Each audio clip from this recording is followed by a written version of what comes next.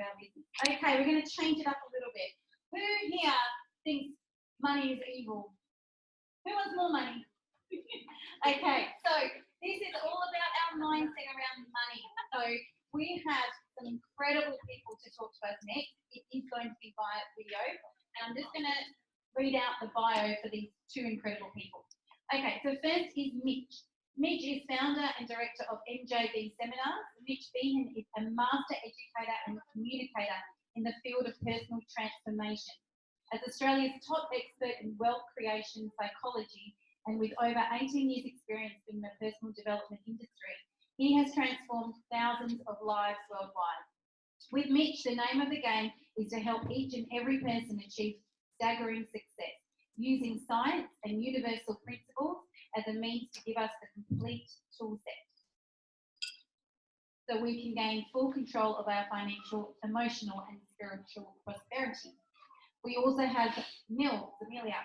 With over 10 years experience in education, Amelia's background includes working with and inspiring children, dealing with lots of sticky fingers and perfecting her, I'm going to count to 10 no-nonsense teacher voice, when realising that she wanted to work not only with children, but the inner kids within us all. Amelia evolved to pursue her inspiration of education at MJB. Amelia uses her own experiences as teaching opportunities, as transformative moments to learn and grow from. She can enable others to grasp and own their truths, and it is Amelia's belief that we should recognise the power within us, to realise that we are all exceptional individuals with extraordinary talent. Hi everyone, this is Mills. Hello. This is Mitch. Hello, all of you in the audience there. We are so glad that we can come to you via satellite for this conference, and I hope you're enjoying yourselves and getting tons of information and Hanging out tons of with some gold. cool peeps. Cool peeps. So now you get to hang out with us for about 20 minutes or so, and I just want to... They'd asked us to keep it to 20 minutes. I don't know how we're going to do that. I have one sentence that lasts 20 minutes. But we just want to make sure that in this next 20 minutes that we just add some value to the JP community's life and to all you guys that are in the audience. And for some of you, you've been in business for a long time. For some of you, you're just embarking in this particular business. And I just want to say, Just Plus is such an extraordinary, and I'm not just saying. No, you know, we love it. We love JP. And we love you people. We love you guys. We better get into the information, otherwise we're never going to get it all in. Okay. Let's go. So we've been asked to talk a little bit about mindset, about energy, about flow, a little bit about money and wealth, and how it's all aligned in terms of business. So let's get stuck into that now. Sure. So I think we'll start a little bit about talking about energy. And I think what's important to understand is that you are expelling energy all the time. You're taking in food to build your energy reserves, and so we're receiving and emitting energy all of the time. And I think one of the things that is really important is in business and energy is where you funnel your energy and where you put it. And you want to be putting it to places that are going to maximize your experience and help you to build your growth in your business. So I think one of the things I wanted to do is, we were just talking a moment ago that, how to get you guys to practically understand, to make sure that you're really, really maximizing what you do with your energy and where you point it, and especially because you're in a business that is about building a base of people around you, and so we can sometimes spend our energy putting it into the wrong people. Absolutely. And I wanted to just give you a tip about how to make sure that you're putting your energy into the right people and you're not putting your energy into the wrong people. And before we get onto the tip, let's just talk a little bit about what it means to be congruent, in terms of that. And what we're talking a little bit about here is our value systems. If somebody gave me a book on health, I'm definitely more likely to read that than if someone gave me a book on motorbikes. So my drive, my vision, my inspiration is all based on my values, what I hold important to me. The things that I hold important to me are the things I'm going to gravitate to. The things that I don't are things that I'm not going to be interested in. So in your businesses, what we're looking for and what you guys would be looking for is to do everything in your power to keep yourselves congruent with what it is that makes your heart beat. Yeah. Not doing it for what makes other people's heartbeats, but what makes your heart beat. Now, we see this all the time in the Juice Pluses in our community. Yeah. And, you know, they've got businesses, some of them have businesses associated with being parents, other than have businesses associated with freedom. Everybody's got a business associated with what is important to you. So like you have, you know, Nat has veggies and vaginas, you have Caitlin's Wildly Free. Yeah. You've got everybody's doing something that is inspiring to them. Yeah. If you go to try and do something and it's not inspiring to you, you are making your life difficult. Yes, and don't expect other people to buy into that. You know, when you're building your business, you've got to understand what your value systems are and what are important to you, and you've got to find a congruency between your value systems and the value systems of the prospect. So let me give you an example of what I mean by this. If I said to you guys in the group there, if I said, okay, I'm going to put you in front of two people. The first person is solely interested in health. They just love the concept of health. They eat, you know, vegan, and they read lots of health books. And they go to lots of health seminars, and I've been doing this stuff for years. And they've been looking around for quite a bit for something that's just assist them to a next level. So we'll call that Mrs. Jones. And then you have this other prospect, and this other prospect, we'll call this prospect Mrs. Smith. And Mrs. Smith doesn't really know anything about health, has, you know, kind of eaten okay, and doesn't really exercise very much, but is not unhealthy physically.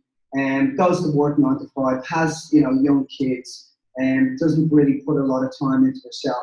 Now, which one of those prospects would you say would be the prospect that you would target? Now, I know that 90% of you in the audience would go, well, you know, Mrs. Jones would be the prospect. The first one. Yeah, the first one. But in actual fact, that's not your prospect. That's not who you want to be communicating to. What you want to be doing is you want to be communicating to Mrs. Smith.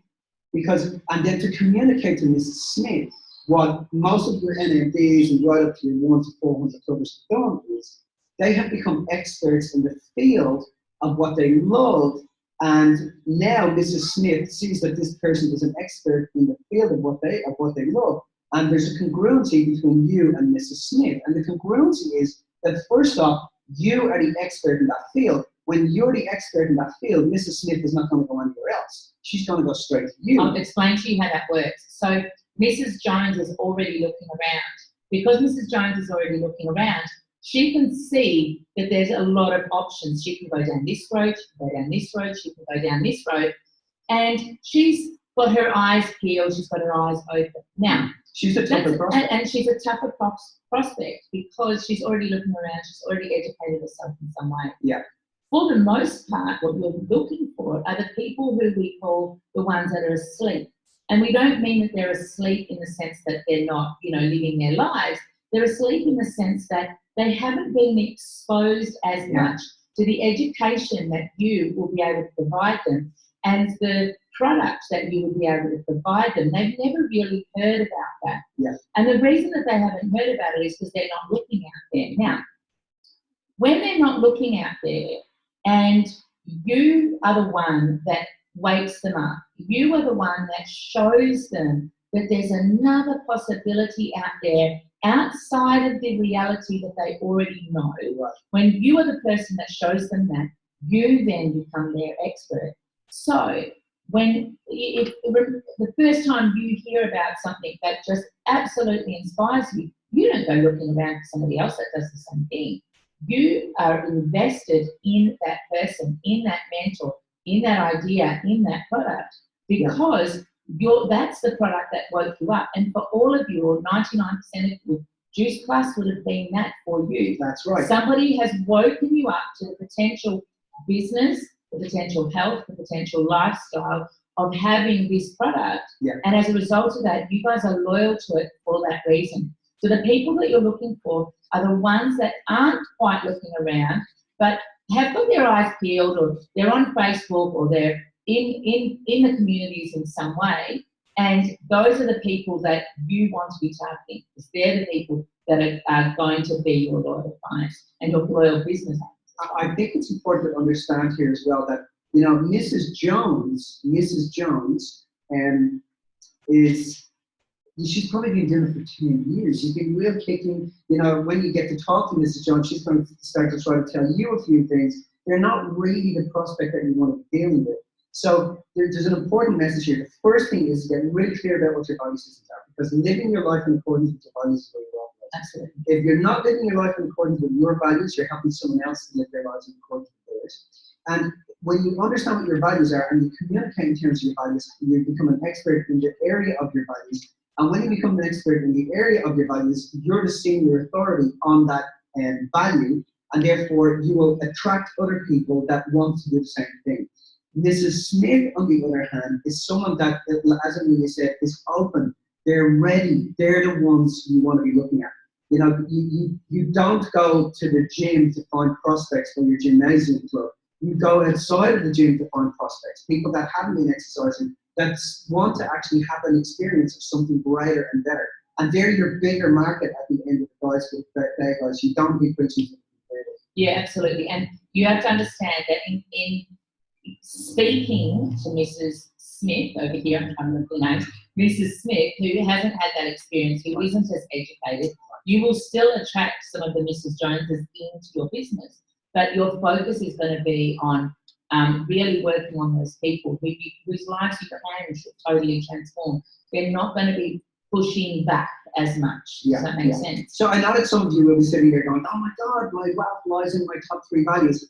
So should we give them a little tip about finding their, working out what their present absolutely, values because if your values are not congruent with the business that you're trying to run, with the product that you're trying to sell, with you, then your life becomes difficult. There's no flow, there's no, everything becomes stuck. Yeah. You've got to make sure that what you're doing is congruent with that. Let's show them how to do that. Okay, so one of the things I would say that when we do a little boat exercise, so there's a cool little exercise. If I say to you, okay, if you list out what you perceive to be your top 10 values, and then narrow that down to 7, and then I say to you, okay. Can I just explain? So a value would be, and a value would be you love honesty, you love health, you love family, travel, anything shopping. That just makes your heart beat. Yeah. List as many as you can and then narrow it down to 7. Yeah, narrow it down to 7. Then ask yourself, okay, if I got into a boat with these 7 values and the boat was sinking and I had to throw out a value, what would be the first value I'd throw out? And then throw out a value, then throw out another value and get yourself down to 3 values. Once you understand those 3 values, that is roughly where your wealth lies. Now, there's proper processes to do this that we do and we do teach, that we've done with Caitlin, we've done with Nat, we've done with, you know, a lot of your 100 NMBs up to your 400 brothers. And we go through processes with those guys to actually show them where their wealth lies. That's why they become successful in what they do. And we might get them to live their lives in accordance with those values. But that's a great little exercise for you to be able to understand where your values are. Because it's a process of elimination. What's most important to you? The other thing is that you communicate best when you're living your values. You don't communicate best when you're living your voids. So you will tend to be able to speak more clearer, more astutely, and people will listen when you're talking to what inspires you. Because when your message delivers inspiration to the world, it is received with inspiration. That's a really good line. The other thing is, thank you. The other thing is that when you're delivering a message with inspiration, what happens is that rather than your vision being channeled, your peripheral vision widens, and what happens is that you see more opportunity and you see more prospects come to you when you're communicating in terms of your values. Because when we live really close to the one, people want to participate. So living closer, so this is a law, I'll just say it briefly. The closer we are to the one in our lives, meaning the more integrated, more awake, the more aware, the more humble a human being is, and the more they're able to broadcast from a state of oneness and a state of humility, the more people want to hang out with you, buy your product, buy your service, invest in you, spend time with you. And that's the reason why you are under a leader, because if you look at your leaders, they're all living their lives in accordance with their top 3 values. I love when like Caitlin's in Bali, you know, she's there with her boyfriend, Dr. Handsome, and he's like, you know, having a great time. Like, they're living in Bali, man. Like, fantastic. You know, they're running a really, really large business from Bali and getting to do what they love. And you look up to that and go, wow, okay, you're always going to have the wheel kickers that are going to be a bit resentful. Listen, you cannot get ahead in halves. So you're always going to have people that love you, and you're always going to have people that can't stand your ass, and that's just the way it is. The ones you want are the ones that understand that, and the prospects that you want are the ones that are awake and aware enough to go, hey, if Caitlin can do it, if these other guys can do it, then I can do it too. I want to also comment briefly, because it's going to touch on the money thing. When you live in accordance with your values, you start to build up your self-worth. That's one of the ways you start to build your self-worth. We get depressed when we don't live our lives in accordance with our values. When we start doing things because we believe or we think that other people are going to like us more if we do things that they want us to do. So when we give up our values, we end up feeling depressed, we end up feeling down.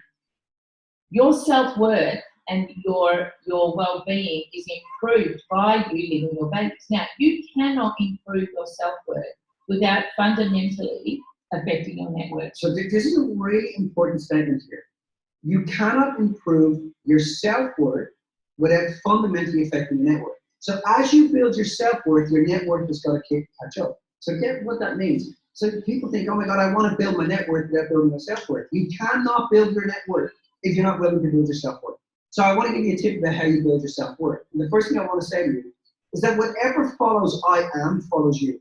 So understand what I said here. Whatever follows the words I am follows you. So if subconsciously you're saying to yourself, I'm stupid, I'm unmotivated, I'm afraid, I'm unhappy, I'm sad, I'm abandoned, I'm neglected, I'm poor. If that's what you subconsciously say to yourself, well, people consciously pick up on it.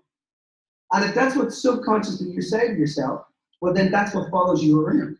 So if you find, the first thing is to get, it's okay, everybody talks to themselves at some stage in their lives in that way.